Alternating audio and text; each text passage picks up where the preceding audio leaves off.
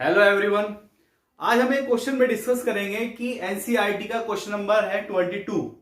उस क्वेश्चन में बोल रहा है कि आपको वो एंगल ऑफ इंसिडेंस निकालना है जिस पर ग्रेजिंग इमर्जेंट होता है, जिस पर रिफ्रैक्टेड रे हमारी ग्रेजिंग इमर्जेंट हो जाती है, वो एंगल ऑफ इंसिडेंस तुम्हें निकालना है। मतलब हमें एंगल ऑफ प्रिज्म दिया गया है ए इज इक्वल टू 60 डिग्री। मतलब कुछ ऐसी सिचुएशन दी गई है, ये एंगल बताया गया है 60 डिग्री, है ना। ये इंसिडेंट रे है अपनी, इंसिडेंट रे। तो मुझे वो एंगल निकालना है इंसिडेंस कि जिस पर ग्रेजिंग इमर्जेंट हो रहा हो। तो मैंने यहां पर एक नॉर्मल बनाया, ये नॉर्मल, ठीक है। यहां से रे हमारे पास ये रिफ्रैक्ट हो गई, उसके बाद रे ऐसे चली गई, डेट इज ग्रेजिंग इमर्जेंट। ये एंगल, ये एक नॉर्मल मैंने यहां पर बनाया। अब देखो ये वाला एंगल मुझे फाइंड करना है, एंगल ऑफ इंसिडेंस, कि वो कितना एंगल ऑफ इंसिडेंस होना चाहिए कि जिस पर ये ग्रेजिंग इमर्जेंट हो जाए, ठीक है। ये सिचुएशन मैंने बोला कि ये एंगल आई है, इस एंगल को मैंने बोल दिया आर, इस पर क्रिटिकल ग्रेजिंग इमर्जेंट हुआ है तो मैंने इसको बोल दिया क्रिटिकल एंगल सी, ठीक है। तो ये वाला जो एंगल बचेगा,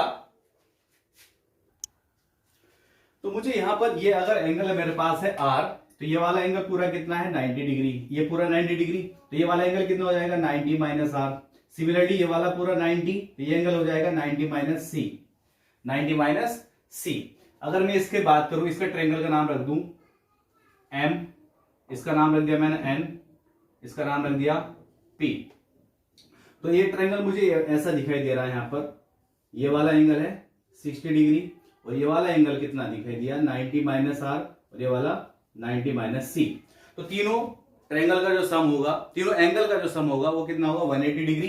तो मैंने यहां से लिखा कि 90 minus R plus 90 minus C plus 60 degree is equal to 180 degree हो जाएगा, ठीक है। 90 90 ये कैंसिल हो जाएगा 180 से, minus R minus C is equal to, इस 60 को उधर ले जाऊंगा तो माइनस 60, माइनस भी कैंसिल हो गया, तो R plus C is equal to कितना आ गया 60 डिग्री। इसको मैंने बोल दिया इक्वेशन नंबर 1। अगर मैं यहां से क्रिटिकल एंगल की बात करूं, क्रिटिकल एंगल को निकाल लूं तो मुझे यहां से आर मिल जाएगा।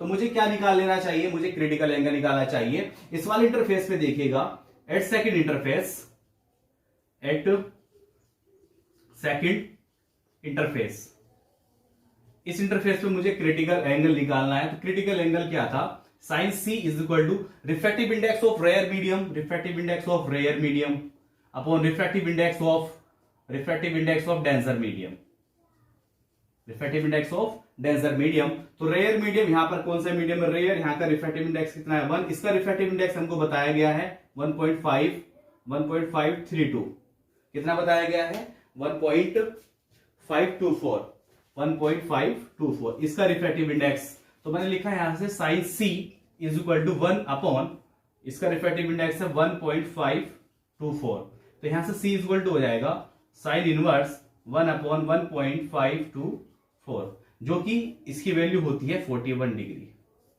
कितना 41 डिग्री। तो मुझे यहां से सी मिला 41 degree. This value put in equation number 1, तो मैंने यहां पर पुट किया R plus C is equal to 60 degree, R plus 41 degree is equal to 60, तो यहां से आर आपको मिलेगा 19 डिग्री। तो तुम्हें ये वाला एंगल मिल गया, ये कितना है मिल गया 19 डिग्री, ठीक है। बस अब मुझे निकालना क्या है, आई निकालना है। इस वाले इंटरफेस में जाके क्या अप्लाई कर सकता हूं, स्नेल्स लॉ। अब इसका स्क्रीनशॉट लीजिएगा, देन इसको रफ करके सोल्व करते हैं। तो इस वाले इंटरफेस पे मुझे क्या लगाना चाहिए, अप्लाई स्नेल्स लॉ। तो अप्लाई स्नेल्स लॉ। तो इस मीडियम का रिफ्रैक्टिव इंडेक्स कितना है 1 इंटू इसका angle sine I is equal to, इस मीडियम का refractive index 1.524 into sine R, इसका आर कितना मेरे पास 19 डिग्री, ठीक है। तो यहां से साइन आई, इसकी वैल्यू होगी, है ना, ये वैल्यू हमारे पास नोन होगी, तो यहां से साइन आई कितना निकाला जा सकता है, तो आई इज इक्वल टू हो जाएगा साइन इनवर्स, इनकी मल्टीप्लाई कर लेंगे 1.524 इंटू साइन 19 की जो वैल्यू होती है अप्रोक्सीमेटली वो कितनी होती है 0.3256। जब तुम इसको सोल्व करोगे तो अप्रोक्सीमेटली ये सोल्व होकर के आएगा तुम्हारा 29 डिग्री के आसपास, 29.2 डिग्री, ठीक है। तो इतना एंगल ऑफ इंसिडेंस हमें रखना चाहिए, वो कितना है 29.2 डिग्री। अगर इतना एंगल ऑफ इंसिडेंस होगा तो ये वाली रे ग्रेजिंग इमरजेंट हो जाएगी। ठीक है, ओके ऑल ऑफ यू।